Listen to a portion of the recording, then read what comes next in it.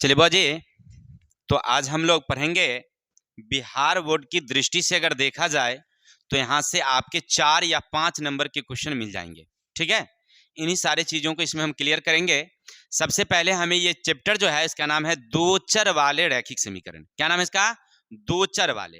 अब देखिए, चर का मतलब होता है जो अंग्रेजी का अक्षर होता है, जैसे आप लोग पढ़े होंगे ABCD। समीकरण में देखते होंगे 3x+2 2y-5, ऐसे क्वेश्चन रहते हैं ना, तो उसको एक चर वाले बोलेंगे क्योंकि अंग्रेजी के अक्षर एक ही होते हैं। लेकिन अब जो हम लोग पढ़ेंगे उसमें जितने समीकरण रहेंगे उनमें अंग्रेजी के अक्षर दो दो रहेंगे, या तो XY रहेगा, या PQ रहेंगे, या AB रहेगा। माने जो अंग्रेजी के दो अक्षर रहेंगे, तो इसीलिए उसका नाम रखा गया है दो चर वाले रैखिक समीकरण, है ना। क्या रखेंगे? दो चर वाले रैखिक समीकरण। अब याद रखेंगे, कोई भी दो चर वाले रैखिक समीकरण अगर हो, मान लीजिए जैसे x + y = 5, कोई भी 3x - 2 = 7y, कोई भी रहे 3x - 2y = 8, माने समीकरण चाहे जो भी रहेगा, अगर आपसे पूछे कि दो चर वाले रैखिक समीकरण में हलों की संख्या कितनी, तो याद रखेंगे अनंत, यानी अनगिनत। एक नंबर क्वेश्चन याद रखेंगे, यहां से एक नंबर का क्वेश्चन मिलता है आपसे। आपको कहेगा कि दो चर वाले रैखिक समीकरणों में हलों की संख्या कितनी होती है, तो याद रखेंगे अनगिनत। दो चर वाले रैखिक समीकरण में हलों की संख्या कितनी? अनगिनत, माने बहुत सारे, अनंत होंगे। ठीक है, कोई दिक्कत? अब कहेगा सर जी कैसे? तो आपने क्लास 9th में इसको पढ़ा होगा। जैसे एक क्वेश्चन ये है, अब इसको हम हल करके देखते हैं। जैसे मान लीजिए x बराबर हमारा 5, y को ऊपर ले जाएंगे तो -y होगा। अब इसको आप बनाए होंगे इस टाइप से, एक्स वाई करके। आप मानिए यहाँ x और y, कोई भी संख्या y को मानिए, जैसे x 5 और y के जगह पर अगर आप 1 मानेंगे तो ये घट के कितना आ जाएगा? 4। इसको अगर 2 मान लेंगे तो ये कितना आ जाएगा? 3। इसको 3 मान लेंगे तो ये कितना आ जाएगा? 2। अगर इसको 4 मान लेंगे तो ये कितना आ जाएगा? अगर आप कहिएगा सर जी अगर हम -1 मान लें तो माइनस माइनस प्लस, ये कितना आ जाएंगे? 6। यानी कहने का अर्थ है कि आप जितना भी हल करेंगे, हल होते ही जाएगा, होते ही जाएगा। अर्थात हलों की संख्या कितनी होगी? अनगिनत। कोई दिक्कत? कोई डाउट? तो आपने अभी तक एक नंबर का क्वेश्चन देखा कि अगर दो चर वाले रैखिक समीकरण होंगे, अंग्रेजी के कोई भी दो अक्षर हो यहां, समझिएगा हलों की संख्या कितनी? अनगिनत। Now any problem? Next number question. अब आप देख रहे हैं यहां पर कुछ सूत्र का मेंशन किया गया है। यहां से भी आपसे परीक्षा में एक नंबर का क्वेश्चन ऑब्जेक्टिव में रहेगा। इन सूत्र में से ऑब्जेक्टिव में एक नंबर का क्वेश्चन रहेगा। अब कैसे एक नंबर का क्वेश्चन रहेगा उसको देख लेते हैं। जैसे आपको लिखा रहेगा 3x + 5y = 6, 2x - 2y = 8, इस तरह का क्वेश्चन रहेगा। ठीक है, और इस तरह से क्वेश्चन में कहेगा कि बताइए हलों की संख्या कितनी है। ठीक है ना, इस तरह के दो क्वेश्चन दे देंगे, यानी दो समीकरण रहेंगे, एक समीकरण एक, एक समीकरण एक। और इसमें पूछेगा आपसे कि बताइए भाई हलों की संख्या कितनी, पूछेगा आपसे हलों की संख्या कितनी, तो आप क्या बोलेंगे? अब इसको निकालना पड़ेगा ना मुझे। हलों की संख्या अगर हमसे पूछ रहा है तो हमें क्या करना पड़ेगा? निकालना पड़ेगा कि कितनी होगी भाई। तो कैसे निकालेंगे? देखिए यहां लिखा हुआ है इसका सूत्र। अगर A/D बराबर B/E बराबर C/E, यानी तीनों बराबर हो जाए, यानी ये पहली संख्या, फिर ये दूसरी संख्या और ये तीसरी संख्या अगर बराबर बराबर के आ जाए तो हल क्या होंगे? अनगिनत होंगे। ठीक है, अगर मान लीजिए दो बराबर हो जाए और एक बराबर न हो, दो बराबर हो जाए और एक बराबर न हो, तो क्या होंगे? कोई हल नहीं होंगे। अगर तीनों बराबर ना हो तब क्या होंगे? तो केवल एक हल होंगे, तो केवल एक हल होंगे। कोई दिक्कत? अब समझिए एक उदाहरण। अब देखिए यहां पर हमने दिया है 3/2, यहां दिया हमने 5/2, और यहां दिया हमने 6/8। अब इसको काटने वाला है, काट के देखिए, कटेगा? नहीं कटेगा। ये कटेगा? नहीं कटेगा। ये कटेगा? हाँ कटेगा। ये 4 और 3। क्या बताइए 3/2 ये 5/2 के बराबर हैं? तो बराबर नहीं है। क्या ये 5/2 ये 3/4 के बराबर है? बराबर नहीं है। क्या दोनों बराबर होगा? नहीं होगा बराबर, तो बराबर नहीं है। इसका मतलब है कि A/D बराबर नहीं है B/E, बराबर नहीं है C/F के। अगर तीनों बराबर नहीं हो, तीनों बराबर नहीं हो, तो क्या होंगे? केवल एक हल होंगे। आपसे परीक्षा में इस तरह से क्वेश्चन आएंगे और आपसे पूछेगा कितने हल होंगे? अनगिनत, एक। ऑब्जेक्टिव में रहेगा, टिक लगाना पड़ेगा। तो हमें इस तरह से हल करना होगा। चलिए इसी डाउट को और क्लियर करते हैं हम लोग। दूसरा क्वेश्चन हम देते हैं। मान लीजिए कि हमने एक समीकरण आपको दिया है, जैसे मान लीजिए हम समीकरण दिया 4x प्लस 2y बराबर 8। दूसरा हमने लिखा 3x माइनस 2y बराबर 6 दे दिया। अब देखिए इसको हल करेंगे आप तो 4/3 बराबर -2/2 बराबर 8/6 है ना। अब इसको ये कटेगा क्या? नहीं कटेगा। ये कटेगा? हाँ कटेगा। ये कटेगा? हाँ 3 ये कटेगा। हाँ तो 4/3 बराबर है क्या -1/1 के? नहीं है। क्या ये इसके बराबर है 4/3 के? नहीं बराबर है। कहने का अर्थ है कि A1/A2 बराबर नहीं है B1/B2 बराबर नहीं है C1/C2। इसी चीज को हम ABCDEF के फॉर्म में भी लिख सकते हैं, या हम इस तरह से भी लिख सकते हैं A1/A2 और B1/B2 और C1/C2 के फॉर्म में भी हम लिख सकते हैं। ठीक है, तो इस तरह से जब हम लिखेंगे, ठीक है, तो अभी हमारा हो जाएगा। अब क्या बराबर है? क्या बताइए, तीनों बराबर हैं? नहीं है। तो क्या होंगे? एक हल होंगे। कोई एक हल होंगे। कोई दिक्कत? जब तीनों बराबर ना हो तो क्या लिखेंगे हम लोग? एक हल होंगे। अब इसी चीज को फिर से डाउट क्लियर करते हैं हम लोग, दूसरे उदाहरण के साथ चलते हैं। जैसे मान लीजिए हमारा कोई क्वेश्चन है, जैसे 4x प्लस 3y बराबर 9, फिर लिखेंगे 8x प्लस 6y बराबर 15 दे दिए। अब इसको देखिए, पहली संख्या 4, दूसरी संख्या 8, दूसरी संख्या 3, 6, 9, 15। क्या कटने वाला है? हाँ कटेगा। तो 1/2। क्या कटने वाला है? 1/2 कटेगा। क्या कटेगा? हाँ 3/5। अब बताइए ये दोनों बराबर हैं? ये बराबर हैं?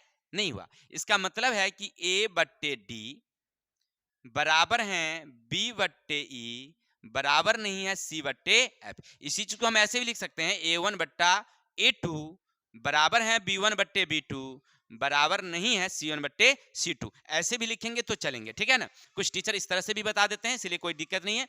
आप ABCD के फॉर्म में लिख सकते हैं या A1 A2 के फॉर्म में लिख सकते हैं, कोई दिक्कत। चलिए, तो आपने देखा कि यहाँ दो बराबर हैं और एक बराबर नहीं है। तो अब बराबर एक है और एक बराबर नहीं है तो क्या होंगे? कोई हल नहीं होंगे। वहां ऑप्शन 4 ऑप्शन रहेंगे, आप लिख देंगे, कोई दिक्कत। तो आपने अभी तक एक फॉर्मूला देखा जो ऑब्जेक्टिव के लिए क्वेश्चन रहेंगे। ठीक है, ये तो कोई हल नहीं, अनगिनत हल के फॉर्म में पूछेगा। कभी कभी पूछता है युग्म आश्रित हैं, विरोधी हैं, अविरोधी हैं। ठीक है, तब फिर क्या लिखेंगे? जब बराबर तीनों नहीं हो तो अविरोधी। अगर एक बराबर और एक बराबर ना हो तो क्या होंगे? विरोधी। एक बराबर और एक बराबर ना हो तो क्या होंगे? विरोधी। और तीनों बराबर होंगे तो क्या होंगे? आश्रित। ठीक है, फिर इसी फॉर्म में पूछता है संगत और संगत में। अगर तीनों बराबर हो तो संगत, और तीनों बराबर ना हो तो संगत। एक बराबर ना हो तो असंगत। या आपसे एक दूसरे के संपाती होंगे, एक दूसरे को प्रतिच्छेद करती है, एक दूसरे के नहीं, इस तरह के फॉर्म में भी पूछता है। यानी इस हिसाब से आपसे 4 तरीके से पूछते हैं। कितने तरीके से पूछेंगे? 4 तरीके से। कैसे पूछेंगे? तो देखिए, कभी पूछता है अनगिनत हल होंगे, या कभी पूछता है युग्म आश्रित है कि नहीं है, कभी पूछता है संगत होगी कि नहीं होगी, क्या एक दूसरे के संपाती होंगे। ठीक है, इन 4 फॉर्म में पूछते हैं। तो आपको इन चारों को याद रखना होगा, ये फॉर्म और इस सूत्र को याद रखना होगा। हो सकता है परीक्षा में पूछेंगे। चलिए, आपने समझ गया। अब हम आपसे पूछते हैं ऑब्जेक्टिव क्वेश्चन, हमने आपके लिए रखा है कुछ, तो उसको हम देख लेते हैं क्या हमारा ऑब्जेक्टिव क्वेश्चन है।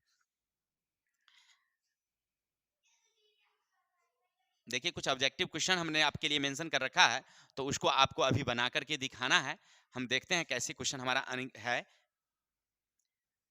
देखिए, हमारा क्वेश्चन दे रखा है समीकरण x प्लस वाई बराबर 6 के कितने हल होंगे, बताएंगे। तो अभी तुरंत हमने बताया कि अगर अंग्रेजी के 2 अक्षर हो जाएं, याद रखेंगे, अंग्रेजी के 2 अक्षर समीकरण में आ जाए तो इसके हल कितने हो जाएंगे? अनगिनत हल हो जाएंगे।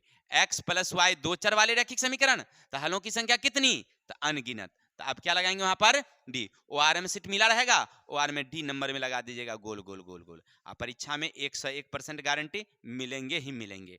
ठीक है ना, याद रखेंगे। चलिए आगे, दूसरा हमारा युगपत समीकरण इतना और इतना के कितने हल हैं। अब देखिए, 2x प्लस 3y बराबर 8, 4x प्लस 6y बराबर 7। अब इसको देखिए, पहली संख्या 2/4, दूसरी संख्या 3/6 और तीसरी 8/7, है ना।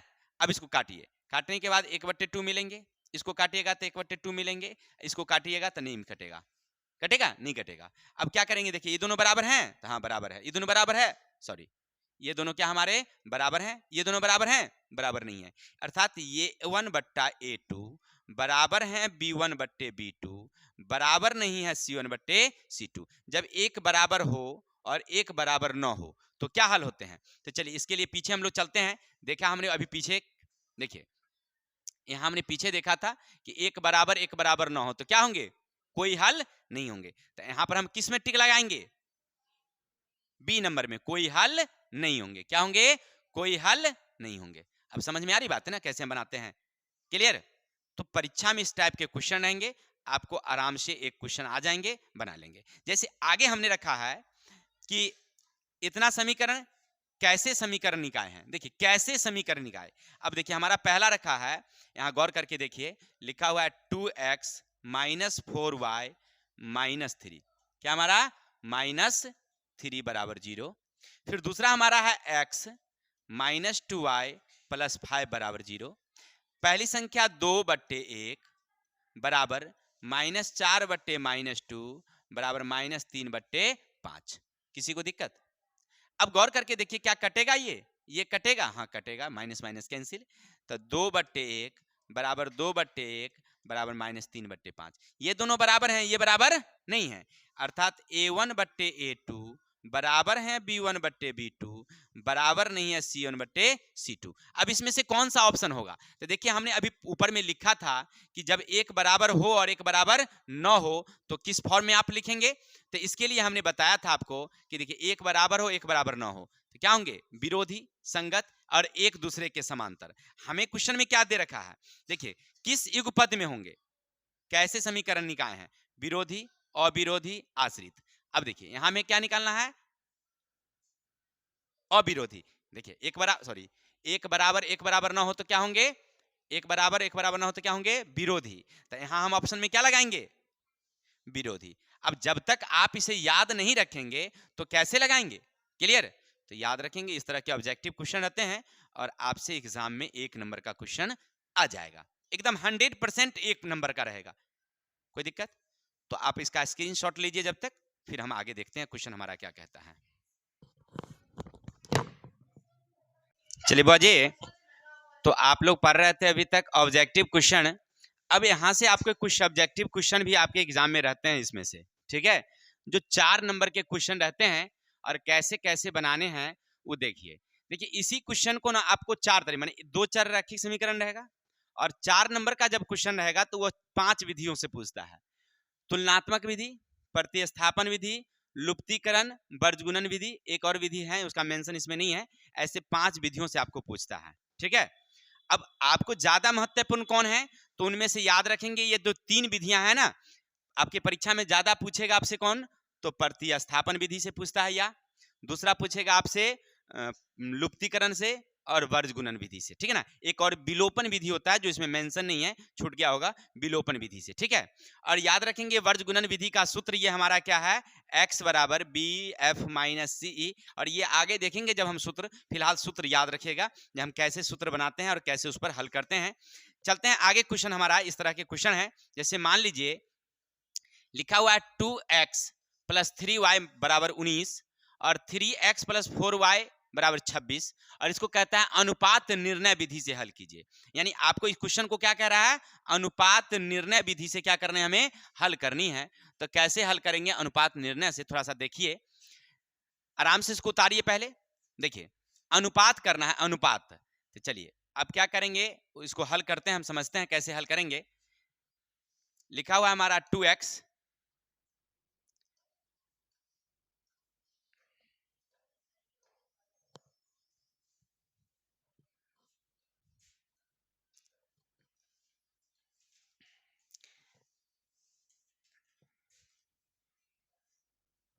लिखा हुआ है 2x + 3y = 19, एक समीकरण है। इसको क्या करेंगे, x या y को हम क्या करेंगे, बराबर कर लेते हैं। देखिए तो 2x = 19 और इस संख्या को अगर बराबर से ऊपर ले जाइएगा तो चिन्ह क्या हो जाएंगे, बदल जाएंगे। चलिए x को आप अपनी जगह छोड़ दें तो 19 माइनस 3y, और ये 2 गुना में है, ई पर आ जाएगा तो क्या हो जाएगा, बट्टा में। ये समीकरण क्या हो गया आपका, एक समीकरण हो गया। क्लियर। दूसरा समीकरण आपको दे रखा था 3x प्लस 4y बराबर 26। इसको आप ऐसे तो लिख सकते हैं ना, 3x बराबर 26 माइनस 4y। ये 4y को अगर बराबर के ऊपर ले जाएंगे तो क्या हो जाएंगे, माइनस। अब x बराबर 26 माइनस 4y बट्टे कितना, 3, समीकरण 2। अब गौर करिए कि ये x और ये x क्या है, दोनों बराबर हैं। तो आप 1 और 2 को बराबर कर देंगे तो क्या नहीं आ जाएगा, 19 माइनस 3y बट्टे 2, 26 माइनस 4y बट्टे 3। किसी को दिक्कत। अब इससे इसको गुना कर देंगे तो 3 से इसको गुना करेंगे 19 माइनस 3y, और 2 से इसको गुना करेंगे 2, 26 माइनस 4y। किसी को दिक्कत। आगे बढ़ेंगे, 19 तिया 57, और इससे गुना करेंगे 3 तिया 9y, 26 दूना 52, और 4 दूना 8y। कोई दिक्कत। आगे बढ़ेंगे, एक जात को एक तरफ कर देते हैं तो 9y इधर ले आइएगा तो प्लस 8y हो जाएंगे। इधर 52 और इस 57 को ऊपर ले जाएंगे तो माइनस 57। कोई दिक्कत। आगे बढ़ेंगे तो घट के उतर जाएगा माइनस y, इधर घट के उतर जाएगा माइनस 5। कहानी खत्म। y बराबर कितनी निकल गई हमारी, 5। कोई दिक्कत। अब इसको क्या करेंगे, ये जो 5 एक आया, एक आंसर आया, अब लिखेंगे हम लोग समीकरण 1 में y का मान रखने पर। तो देखिए समीकरण 1 क्या हमारा, x बराबर 19 माइनस 3y बट्टे 2। 19 का 19 देंगे माइनस 3, और y के जगह पर कितना देंगे हम लोग, 5 बट्टे 2। 19 5 तिया 15 बट्टे 2, घट के उतर गया कितना हमारा, 4 बट्टे 2, कट कट कट 2। यानी फाइनल आंसर हमें निकला कितना, तो x बराबर 2 और y बराबर कितनी, 5। ये हमारा आंसर हो गया। ठीक है, इस तरह से हम लोग हल करते हैं। ऐसे और सारे क्वेश्चन हैं, इसको हम अभी हल करते हैं और देखिए आपके सारे डाउट क्लियर हो जाएंगे। इसको जब तक स्क्रीनशॉट लीजिए। फिर चलिए बाजी, तो हम लोग अभी पढ़ रहे थे अनुपात निर्णय विधि। अब आगे हम लोग पढ़ेंगे जो हमारा क्वेश्चन है वो है, इसी चीज को हम ना प्रतिस्थापन से हल करेंगे, विलोपन से हल करेंगे। क्योंकि आपके एग्जाम में ना ज्यादा करके प्रतिस्थापन से पूछता है, फिर विलोपन से पूछता है ना। तो प्रतिस्थापन से कैसे बनाएंगे पहले देख लेते हैं। हम लोग क्या पढ़ेंगे, हम लोग प्रतिस्थापन से। क्या हमें कहता है, प्रतिस्थापन। चलिए, प्रतिस्थापन विधि ये बड़ा ही इंपॉर्टेंट है, याद रखिएगा। ऐसे तो फिर बारी बारी से आगे एक एक अध्याय करके हम पढ़ते जाएंगे, उसको हल करते जाएंगे, लेकिन प्रतिस्थापन से देखिए, उतारिए समीकरण 7x माइनस 2y बराबर 8 दे दिया एक समीकरण। सीखिएगा, पहले क्या करेंगे, हम इस x या y को, केवल x या y को हम एक तरफ रखेंगे, बाकी सारे समीकरणों को धीरे धीरे करके हम ऊपर ले चलेंगे। चलिए देखिए, तो 7x यहां रखे, यहां 8 रखे, इसको ऊपर ले जाएंगे तो हम हमारा हो जाएगा माइनस वाला प्लस। यहां तक कोई दिक्कत। x यहां रहेगा 8 प्लस 2y बट्टे 7, समीकरण 1। कोई दिक्कत। चलिए, तो इतना तक किसी को दिक्कत। आगे चलते हैं। देखिए, इस समीकरण जब इतना आ जाएगा ना तो छोड़ दीजिएगा, और दूसरा समीकरण उतार लीजिए आप। दूसरा समीकरण, दूसरा समीकरण क्या लिखा हुआ है, 3x प्लस 4y बराबर 18 हो गया। अब क्या लिखेंगे, देखिए प्रतिस्थापन में, समीकरण 2 में x का मान रखने पर। ठीक है, अब रखिए समीकरण 2 में। अब ये 3 का 3 दीजिए, ये x के जगह हटा करके आप इतना रख सकते हैं, तो रख दीजिए। कितना है, 8 प्लस 2y बट्टे 7 प्लस 4y बराबर 18। यहां तक किसी को दिक्कत। क्या किया हमने, जहां x था वहां इतना वैल्यू रख दिया। अब क्या करेंगे, आप दोनों को गुना करेंगे। नीचे अगर कटने वाला है तो काट सकते हैं, लेकिन कटने वाला है नहीं तो गुना कर देंगे। 8 3 24 प्लस 2 3 दूना 6y बट्टे कितना 7 प्लस 4y बराबर 18। हो गया। अरे बट्टा में कुछ नहीं तो एक बैठा सकते हो ना, बैठा दो। अब दोनों को क्या करोगे, लघुत्तम ले लो। चलो यहाँ लघुत्तम ले लेते हैं हम लोग। तो दोनों का लघुत्तम कितना आ जाएगा हमें 7। ये दोनों का लघुत्तम कितना 7। इससे पढ़ेंगे तो एक मर्तबे, तो एक से सबको गुना करेंगे अर्थात 24 प्लस 6y, और इससे पढ़ेंगे कितने मर्तबे 7 मर्तबे, तब प्लस 7 चौके 28y बराबर कितना 18। बट्टा में कुछ नहीं तो एक। चलिए आगे लिखेंगे हम लोग, आगे लिखते हैं हम लोग 24 का 24 देंगे प्लस ये दोनों को गुना कर देंगे, अति जोड़ देंगे, तो 8 6 14 34 y बट्टे 7 बराबर 18। बट्टा में एक, इससे इसको गुना कर देंगे तो 24 प्लस 34 y बराबर 18 7 26 से 126। अब क्या करेंगे 34 y देंगे 126 देंगे, 24 को ऊपर ले जाएंगे तो माइनस 24 हो जाएगी। क्या यहाँ प्लस में है, बराबर के ऊपर ले जाएंगे तो माइनस। अब बच गया आपके पास 34y। अब इसमें से घटा दीजिए तो 2 0 1 y बराबर 102 बट्टे 34। कटने का है क्या, देखिए तो काटेगा 17 पचे 85, 17 6 का 102, ये 6 मरतबे 17 से, 17 से कितना मरतबे 2 मरतबे, 2 से काट दीजिएगा 3 मरतबे, यानी फाइनल y आपका कितना आ गया 3। किसी को दिक्कत, यानी हमारा y टपक के निकला कितना 3 निकला। अब क्या करेंगे, क्योंकि हमें y निकल गया है, इधर जगह है नहीं तो इधर से हम ले लेते हैं। अब क्या करेंगे, लिखेंगे समीकरण 1 में y का मान रखने पर। अब देखिए y का मान रखने गए, समीकरण 1 यहां आपने रखा है तो x बराबर 8 प्लस 2y बट्टे 7, 8 प्लस 2 और y का वैल्यू कितना दिया आपने 3, तो 3 यहां दे दीजिए बट्टे 7, तो 8 प्लस 3 दूना 6 बट्टे 7, 8 6 14 यानी कि 14, और 7 से काट दिए कितना आ गया 2 मरतबे, यानी x बराबर हमारा निकला 2 और y बराबर कितना आ गया हमारा 3। यही हमारा आंसर है। Any problem.